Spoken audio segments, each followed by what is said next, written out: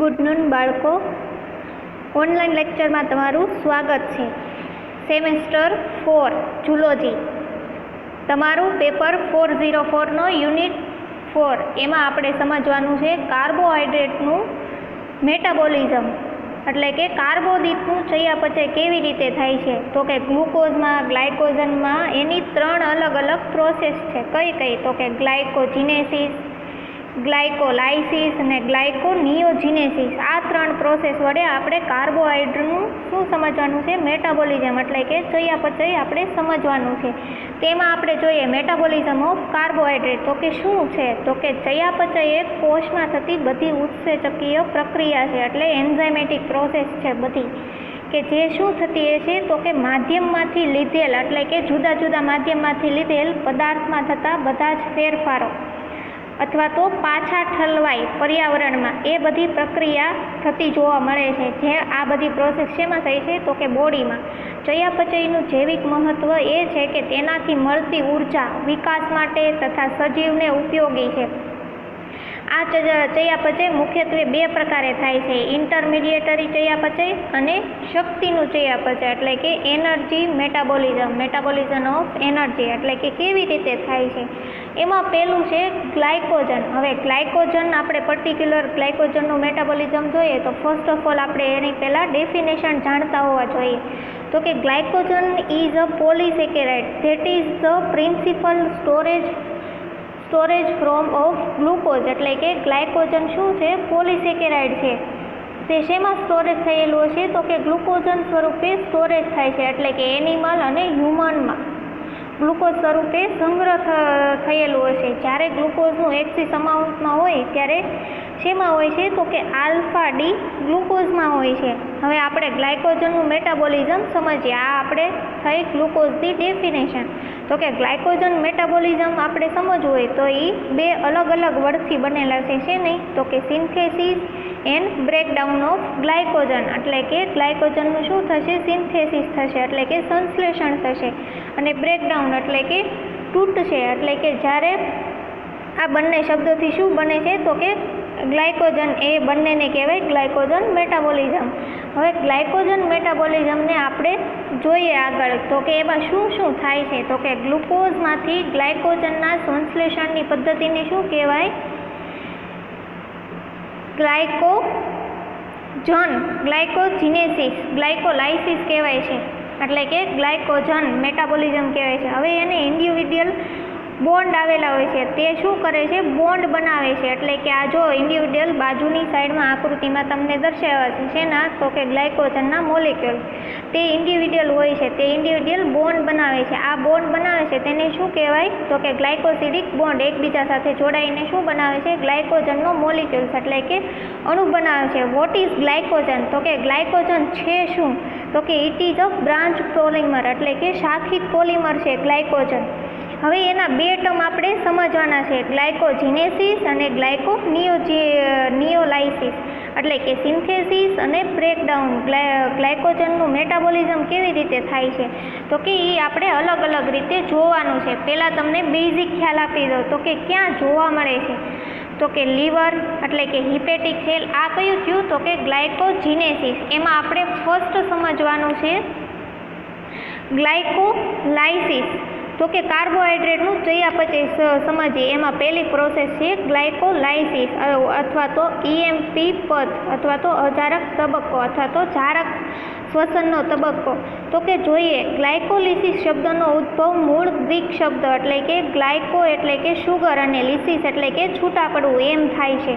ગ્લુકોઝનો એક અણુ વિવિધ ઉત્સેચકોની મદદથી પ્રક્રિયા કરી 3 કાર્બન ધરાવતા એવા 2 પાયરુવિક એસિડના નિર્માણ થવાની ઘટનાને શું કહેવાય છે, ગ્લાયકોલિસિસ કહે છે. એમ્બેડોન, મેયર, શેફ અને પરનાસ નામના વૈજ્ઞાનિકે આની શોધ કરી હતી. હવે ગ્લાયકોલિસિસ AMP તરીકે પણ ઓળખાય છે, એટલે કે એમ્બેડન, મેયર ઓફ પારમાસ. જારક તેમજ અજારક શ્વસન બંનેની શરૂઆત ક્યાંથી થાય છે, ગ્લાયકોલિસિસથી થાય છે. ગ્લાયકોલિસિસ કોષના આધારક વિસ્તારમાં થાય છે, એટલે કે સ્ટોમા, જેને આધારક કહે છે. ગ્લાયકોલિસિસ અજારક શ્વસન પ્રક્રિયા છે, જેમાં શું હશે તો કે ઓક્સિજનની ગેરહાજરી હશે. એની એની હાજરીમાં શું થશે, આ પ્રોસેસ થતી હશે ઓક્સિજનની ગેરહાજરીમાં, કારણ કે આ તબક્કામાં O2નો ઉપયોગ થતો નથી. હવે ગ્લાયકોલિસિસ મુખ્યત્વે 2 તબક્કામાં વહેંચી શકાય. કયો તો કે ફોસ્ફોરીકરણ તબક્કો અને દ્વિફોસ્ફોરીકરણ તબક્કો. એમાં પહેલો છે ફોસ્ફોરીકરણ તબક્કો. તો કે એમાં શું થાય છે, તો કે ગ્લુકોઝના 6 અણુ શેની સાથે જોડાય છે, તો કે 2 પાયરુવિક એસિડના અણુમાં 10 સ્ટેપમાં વિભાજન પામે છે. એમાંના પ્રથમ 5 સ્ટેપના આ તબક્કાને શું કહેવાય, ફોસ્ફોરીકરણ તબક્કો. અને આ તબક્કા દરમિયાન 2 અણુ એટલે કે જ્યારે આ પ્રોસેસ થતી હોય છે એમાં, તો કે આધારકમાં એટલે કે સ્ટ્રોમામાં જ્યારે ગ્લાયકોલિસિસની પ્રોસેસ થતી હોય તેમાં શું થાય છે, એનર્જી તરીકે શું વપરાય છે, એટીપી વપરાય છે. ત્યારે એટીપીના 2 અણુ વપરાય છે અને 3 કાર્બન ધરાવતી ટ્રાયોસ ફોસ્ફેટના 2 અણુ બને છે. હવે ગ્લુકોઝનું ફોસ્ફોરાયલેશન આપણે જોઈએ તો કે આ તબક્કામાં સૌ પ્રથમ ગ્લુકોઝના અણુનું એટીપીની મદદ વડે ફોસ્ફોરીકરણ થાય છે. એટલે કે શું બને છે, જ્યારે ગ્લુકોઝના અણુનું એટીપી સાથે એટલે કે એટીપીના અણુ જ્યારે ગ્લુકોઝના અણુ સાથે જોઈન્ટ થાય છે અથવા તો એનું સંશ્લેષણ થાય છે, સિન્થેસિસ થાય છે, ત્યારે શું બને છે, ગ્લુકોઝ 6 ફોસ્ફેટ બને છે. ત્યારે એટીપી એ એડીપીમાં ફેરવાય છે અને છૂટો પડેલો જે ફોસ્ફેટ છે તે ગ્લુકોઝના 6થા નંબરના કાર્બન સાથે જોડાય છે. એ આપણે આગળ બધી પ્રોસેસ સમજશું. આ સમઘટકોની પુનઃ ગોઠવણી માટે કાર્બોનિલ અને હાઇડ્રોક્સી ગ્રુપ એટલે કે C1 અથવા C2 જરૂરી હોય છે. હવે ફ્રુક્ટોઝ 6 ફોસ્ફેટનું ફોસ્ફોરિલેશન ફ્રુક્ટોઝ 6 બાયફોસ્ફેટમાં તો કે કેવી રીતે થાય છે, એ ફ્રુક્ટોઝ 6 ફોસ્ફેટનું ફરીથી એટીપીની મદદ વડે ફોસ્ફોરીકરણ થાય છે અને શું બનાવે છે, ફ્રુક્ટોઝ 1,6 બાયફોસ્ફેટ બનાવશે અને ત્યારે પણ એટીપીનું શેમાં ફેરવાશે, એડીપીમાં ફેરવાશે.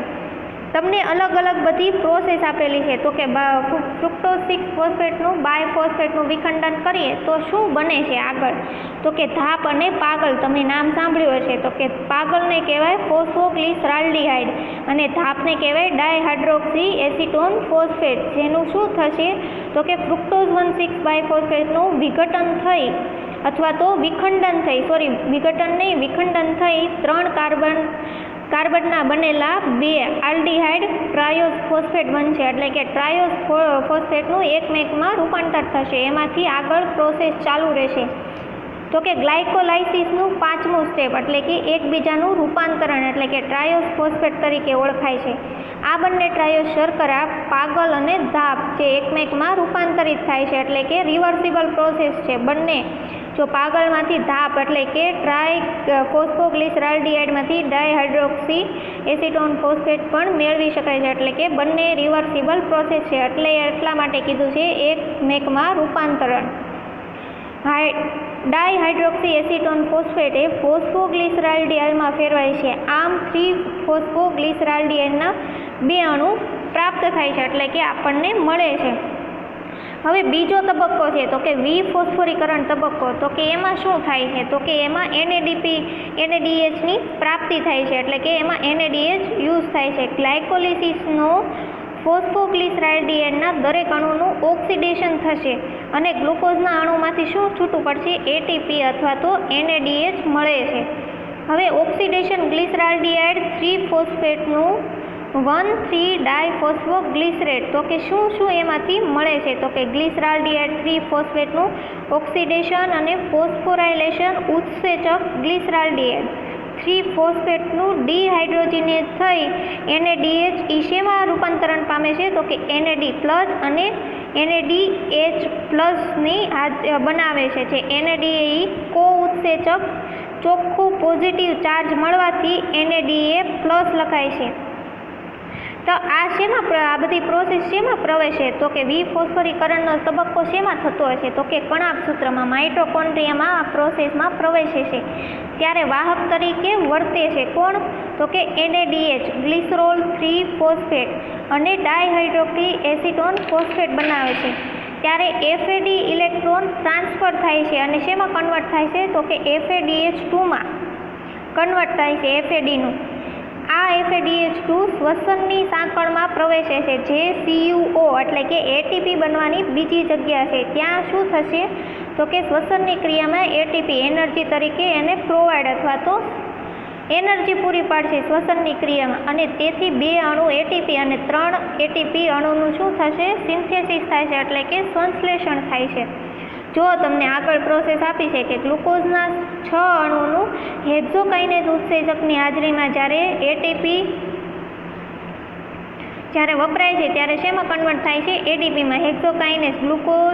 હેક્ઝોકાઇનેઝ ઉત્સેચકની હાજરીમાં જ્યારે આપણે પ્રોસેસ કરીએ ત્યારે એમાંથી શું બને છે, ગ્લુકોઝ 6 ફોસ્ફેટ. હવે ગ્લુકોઝ 6 ફોસ્ફેટને ફ્રુક્ટેઝ હેક્ઝોકાઇનેઝ ફરીથી એનોઇક ઉત્સેચક યુઝ થશે એટલે કે હેક્ઝોકાઇનેઝ, એમાંથી શું બને છે, ફ્રુક્ટોઝ 6 ફોસ્ફેટ. એમાં ફરીથી ATP શેમાંથી રૂપાંતર પામશે, ADPમાં કન્વર્ટ થશે. એમાંથી ફ્રુક્ટોઝ 1,6 ફોસ્ફેટનું આલ્ડેઝ ઉત્સેચકની હાજરીમાં ટ્રાયોઝ ફોસ્ફેટ આઇસોમરેઝ, એમાંથી 2 શર્કરા બનશે, કઈ, ડાયહાઇડ્રોક્સી એસિટોન ફોસ્ફેટ અને ગ્લિસરાલ્ડિયલ ફોસ્ફેટ. હવે એ બધી પ્રોસેસ જો તમને નીચે આપેલી છે તો કે NAD++ PI એટલે કે પ્રોટીન, તે શેમાં રૂપાંતર પામશે, NADH+H+.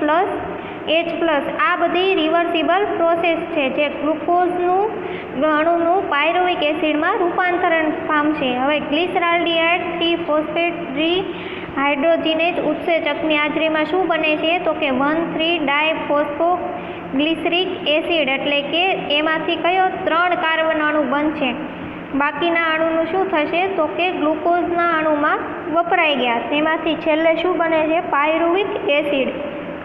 હવે ફોસ્ફોરાયલેશન દરમિયાનનું પ્રમાણ તો કે સૌથી વધારે શક્તિ ધરાવતું ફોસ્ફેટ ગ્રુપ 1,3-ડાયફોસ્ફેટ ગ્લિસરેટ છે. તેમાં ATPની મદદ વડે 3-ફોસ્ફોગ્લિસરિક એસિડમાં ફેરવાય છે. હવે એમાં અલગ અલગ બધા શું થાય છે, તબક્કાઓ જોવા મળે છે, આઇસોમેરેજાઇઝેશન, મરાઇઝેશન, પછી ડિહાઇડ્રેશન, પછી સબસ્ટ્રેટ લેવલ ફોસ્ફોરાયલેશન. તો કે અંતે શું આપણને પ્રાપ્ત થાય છે, પાયરુવિક એસિડ. ગ્લુકોઝના અણુનું વિખંડન કરીને છેલ્લે તમને મળે છે પાયરુવિક એસિડ. હવે આ પાયરુવિક એસિડ શેમાં થાય છે તો કે આ બધી પ્રોસેસ આગળ જે આપણે આગળના ઓનલાઈન લેક્ચરમાં સમજીશું, ગ્લાયકોજીનેસિસ અને ગ્લાયકોનિયોજિનોલાઇસિસ, આ બંને પ્રોસેસ આપણે આગળ સમજીશું કે કેવી રીતે થાય છે. હવે આ સબસ્ટ્રેટ લેવલ ફોસ્ફોરાયલેશન તો કે ADPની હાજરીમાં ATP બને છે અને જે સીધો સંશ્લેષણ પામી પાયરુવિક એસિડ બનાવે છે. આ પ્રક્રિયા માટે પાયરુવેટ કાઇનેઝ ઉત્સેચક જવાબદાર હોય છે.